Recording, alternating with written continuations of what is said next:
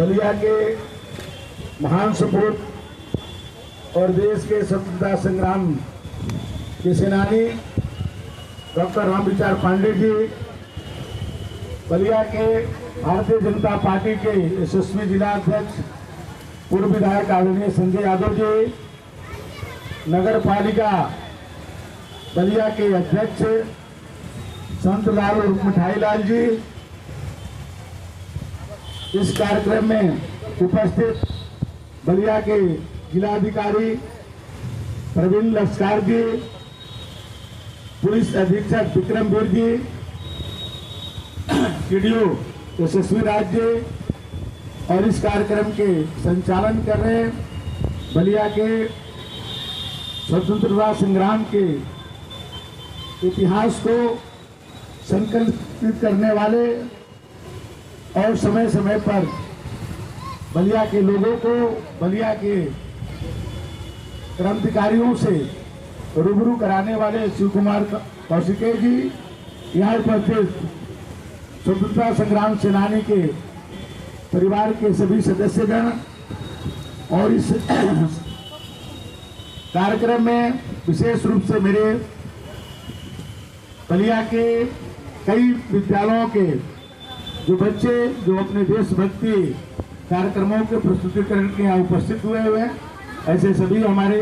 प्यारे बच्चे, उनके साथ आए हुए उनके शिक्षकगण, बलिया के सम्मानित नागरिक बंधुओं, ऐसे तो आजादी 3 शब्दों से बनी है,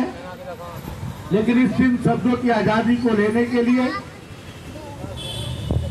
कितने वर्ष लग गए, कई शताब्दियां बीत गई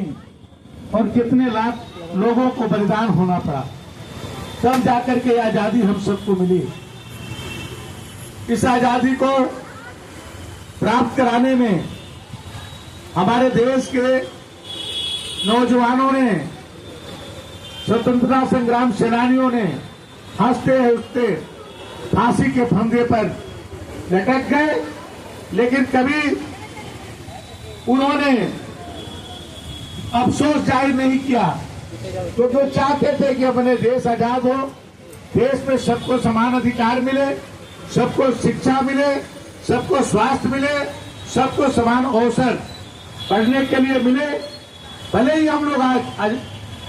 राजनीतिक दृष्टि से सबको अधिकार प्राप्त हो गया है, लेकिन अभी भी अपने देश के अंदर बहुत सारी असमानताएं हैं।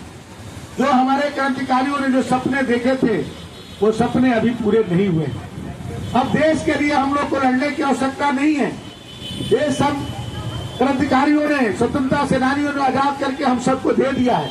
लेकिन हम सबका भी कुछ उनके सपनों को पूरा करने के लिए कुछ कर्तव्य है। माननीय मोदी जी ने इस देश की आजादी के अमृत महोत्सव पिछले दिनों मनाने का काम किया है, लेकिन आने वाले दिनों में 25 वर्षों के बाद जब हमारा देश अपने देश की 100वां स्वतंत्रता दिवस मनाए, उस कालखंड में जो 25 वर्ष है वो अमृत काल है। उस अमृत काल में मेरा भी कुछ दायित्व बनता है और भारत के एक एक व्यक्ति, एक एक नागरिक यदि अपने कर्तव्यों के साथ चले तो हमारे स्वतंत्रता संग्राम सेनानियों और बलिदानियों के सपनों को हम लोग बहुत जल्द पूरा कर सकते हैं। मोदी चाहते हैं कि 2047 में जब देश अपनी आजादी के 100वां वर्ष मनाए तो विकसित भारत बने, दुनिया को संदेश देने वाला भारत बने, भारत विश्व गुरु बने, इसमें हम सबका योगदान। आप मोदी जी को आप स्पीच सुनते होंगे,